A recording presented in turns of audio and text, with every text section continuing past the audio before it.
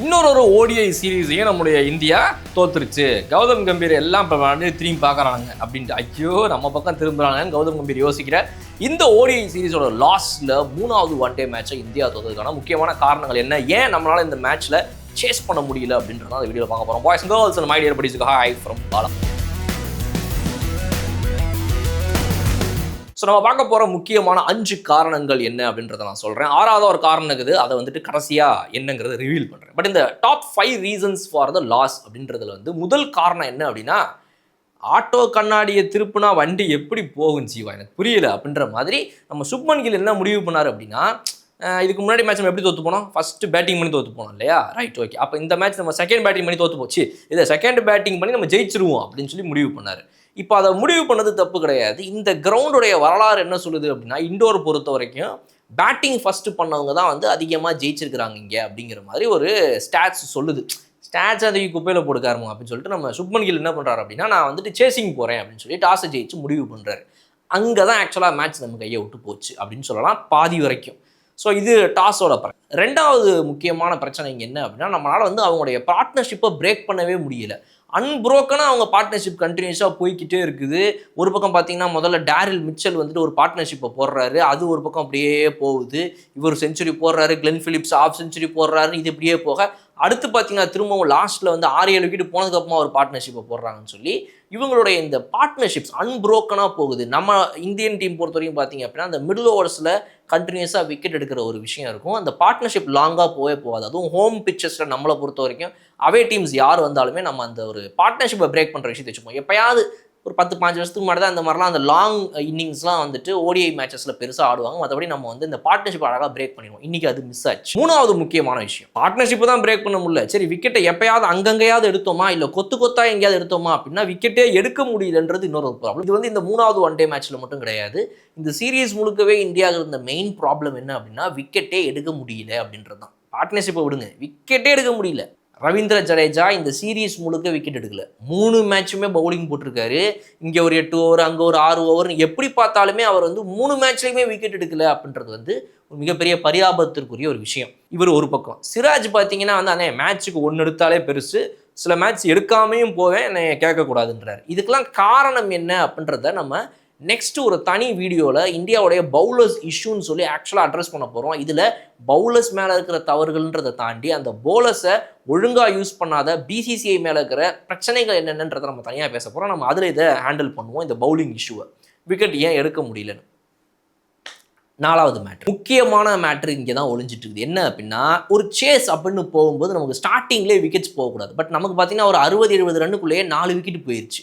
இது unusual for India in chasing அப்படின்னு சொல்லலாம், அதுவும் ஹோம் பிச்சஸை பொறுத்த வரைக்கும். இதில் ரோஹித் சர்மா அப்படின்ற ஒருத்தருடைய ரோல் தான் ரொம்ப குரூஷியல். ஏன் அப்படின்னா, ரோஹித் அண்ட் தவான் அப்புறம் விராட் இப்படின்ற இந்த ஒரு காம்பினேஷன் எப்போவுமே ஒரு 2013 2021 வரைக்கும் எப்படி போயிட்டு இருந்துச்சு அப்படின்னா, இவங்க டாப் 3 இந்த 3 பேர், ரோஹித், தவான், விராட், இந்த 3 பேருமே அவங்களே மேட்சை முடிச்சிருவாங்க. அந்த சேஸுங்கிறது இவங்க டாப் 3ஆலேயே முடிக்கப்படும் தான் ஹோம் பிச்சஸ் பொறுத்த வரைக்கும் இந்தியா வச்சிருந்த ஒரு முக்கியமான ஒரு ஸ்ட்ராட்டஜின்னு சொல்லலாம், ஒரு முக்கியமான ஒரு அம்சம்னு சொல்லலாம். அந்த மாதிரி அவங்க பண்ணியிருந்தாங்க. ஆனால் இப்போ ரீசெண்ட் டைம்ஸில் பார்த்தீங்கன்னா ரோஹித் சர்மாவுடைய அப்ரோச்சில் ஒரு டிஃப்ரென்ஸ் இருக்குது. என்ன அப்படின்னா, தலைவன் எனக்கு செஞ்சுரிலாம் வேணாம், லாங் இன்னிங்ஸ் ஆட என் நண்பன் விராட் இருக்கிறான், சுப்மன் கில் கூட சூப்பராக ஆடுவாப்பில், கேஎல் ராகுல் கடைசியில் வச்சு பார்த்துக்கிறாரு. ஸோ இவங்களாம் இருக்கும்போது என்னோட அப்ரோச் டூ அக்ரெசிவாக தான் இருக்க போகுது அப்படின்னு சொல்லி ஒரு டிசிஷன் எடுத்தார்.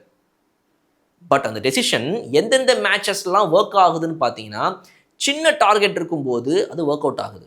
சரி, பெரிய டார்கெட் போகும்போது ஒருவேளை அப்போவுமே விராட் கோலி நம்பி ரோஹித் சர்மா சீக்கிரமாக அவுட் ஆகிட்டாரு அப்படின்னாலுமே கூட, விராட் ப்ளஸ் வேற யாராவது ஒருத்தவங்க நல்லா விளாடும் போது அது நம்ம கண்ணுக்கு தெரியாமல் போயிருது. ஓகே, ரோஹித் சர்மா சீக்கிரம் அவுட் ஆனால் என்னப்பா அப்படின்னு. பட் ஆனால் இந்த மாதிரி சேசஸில் ஒரு 330+ டார்கெட்டை நம்ம இந்தியா சேஸ் பண்ணுது. அதுவும் ஏற்கனவே இது பேட்டிங் ஃப்ரெண்ட்லியாக இருந்தாலும் கூட ஃபர்ஸ்ட் பேட்டிங் பண்ணுறவங்களுக்கு தான் ரெக்கார்டு நிறைய இருந்திருக்குது. சேசிங் பண்ணுற டீம்ஸ் நிறைய அவுட் ஆகிருக்கிறாங்க இந்த இண்டோர் மைதானத்தில். அப்படிங்கும்போது இந்த இடத்துல ரோஹித் சர்மா ஆடட் ரெஸ்பான்சிபிலிட்டி எக்ஸ்ட்ராவாக எல்லாரும் அவர்கிட்ட என்ன எதிர்பார்த்து இருந்திருப்பாங்க அப்படின்னா, தலைவன் சுப்மன் கில் 2 பேரும் ஒரு 100-150 ரன்ஸ் அன்புரோக்கனாக போயிருட்டோம்.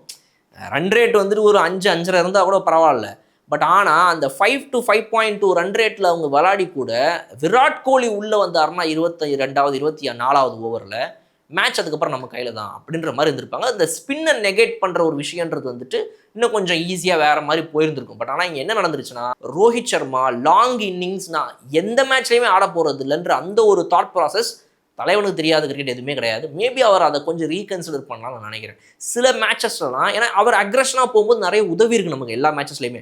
எடுத்தோன்னே ரன் ரேட் வந்து ராக்கெட் ஆகுது நமக்கு. அப்போ மற்ற பேட்ஸ்மேனுக்கு வந்து ஈஸியாக போயிருந்தது சேஸுங்கிறது. So it's a wonderful matter. But ஆனால் எல்லா மேட்ச்லையும் அது தேவையா?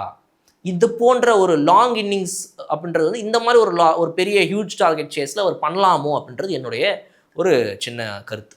முக்கியமான matter last but not the least the 5th reason for இந்த மேட்சோட அந்த சேஸ் லாஸ் என்ன அப்படின்னா, Shreyas Iyer coming back in to the squad and not finding his form again. So ஸ்குவாடுக்குள்ளே திரும்ப வந்திருக்கிறாரு. ஸ்ரேயஸ் ஐயர் ஒரு இன்ஜுரி, ஒரு பெரிய கேப். அவரை பொறுத்த வரைக்கும் ஒரு கன்சிஸ்டன்ட் ரன்ல இருந்தவருக்கு ஓடிஐ ஃபார்மேட் T20 பொறுத்த வரைக்கும் நல்லாவே விளாடுவார்ப்பார் எல்லாரும் எதிர்பார்த்துட்டு இருந்த ஒரு பிளேயருக்கு ஒரு சின்ன கேப் ஏற்பட்டதுங்கிறது வந்து கொஞ்சம் ஒரு அன்ஃபார்ச்சுனேட்டான விஷயம். பட் ஆனால் அந்த கேப்பை தாண்டி ஒரு உள்ளே வந்தவொடனே இந்த சீரீஸ் அவரோட பெஸ்ட்டில் விளாட முடிஞ்சிருக்கா அப்படின்னா கொஞ்சம் இல்லைன்னு தான் நம்ம சொல்லணும். ஏன்னா இதுக்கு முன்னாடி ஒரு விதர்பால போட்டு அடிக்கும்போது, விஜயசாரையில் போட்டு அடிக்கும்போது வெறித்தனமான ஓகே பரவாயில்லப்பா இவர் உள்ளே வந்துட்டு ரெடி போல இருக்குதுன்னு நினச்சோம். பட் ஆனால் இந்த சீரீஸ் பொறுத்த வரைக்கும் வந்துட்டு not in to is best yet. But அது அன்ஃபார்ச்சுனேட், ஒன்றுமே பண்ண முடியாது. நம்ம மேபி அடுத்த மேட்சஸில் வந்துட்டு அவர் கண்டிப்பாக ஃபார்முக்கு வந்துடுவார். அவர் கன்சிஸ்டண்ட்டாக விளாட வைக்கணுங்கிறதே நம்ம சொல்லிடுவோம். உடனே ஸ்ரேயஸ் ஐயர் ஐயோ 3 மேட்ச் கொடுத்தோம், என்ன ஸ்ரேயஸ் ஐயர் இப்படி பண்ணிட்டீங்க, ஐயோ படுபாய் பசங்க இப்படி பண்ணிட்டாங்களே உங்களன்னு சொல்லி டக்குனு ஒரு வெளியே உட்காச்சு வேறு யாராவது கூட்டு வந்தீங்கன்னா நக்கின்னு போயிடும் அப்படின்றதையும் நம்ம BCCI பார்த்து சொல்லிட்டு இந்த வீடியோ இதோட நான் முடிக்கிறேன். ஸோ லாஸ்ட்டாக நான் ஏற்கனவே ஒரு 6வது ரீசன் சொல்லியிருந்தோம்னு நினைச்சிருந்தேன். அது என்ன அப்படின்னா, இந்த பார்ட் டைம் பவுலர்ஸ் நம்மக்கிட்ட இல்லைன்ற ஒரு இஷ்யூ ஒன்று இருக்குது.